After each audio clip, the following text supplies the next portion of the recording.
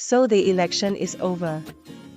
And we have our newly elected President Tharman Shanmugaratnam. What did we learn from this election? Number 1. We were all surprised by the margin of winning. I was surprised by the margin of victory. I hadn't expected such remarkable unity, and I think it's a real positive for Singapore. Even Mr. Tharman was surprised, as political observers think that the other two candidates seemed to have strong support, and the prediction was that Mr. Tharman would win with about 50 to 60% of the votes.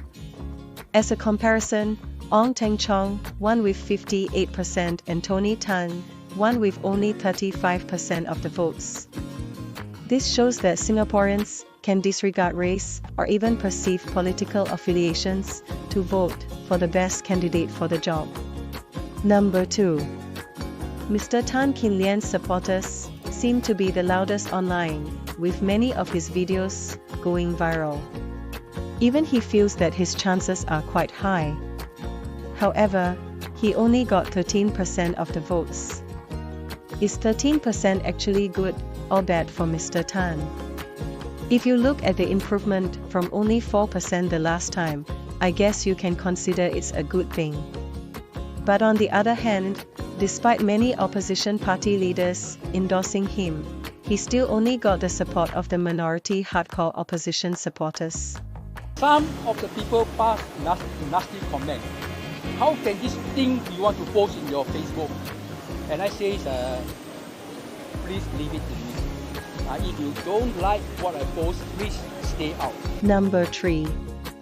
You can talk about pretty girls wearing short shorts online, insult the ugly women, lose your temper at a reporter, dance like a drunk Mr. Bean. You will still get the support of the hardcore opposition supporters and won't lose your deposit. Is that a good or bad thing for Singapore? You decide. Number 4.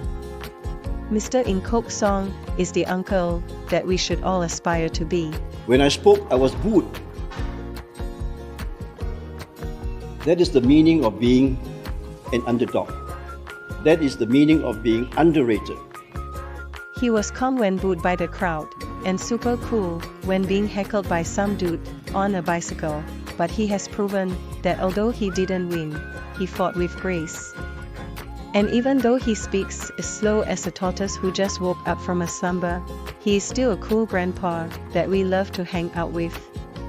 Number 5.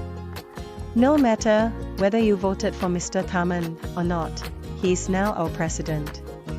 Let's get behind him and let's hope Singapore progresses through his leadership. Next year will be the real election, so please subscribe and like for more updated local news.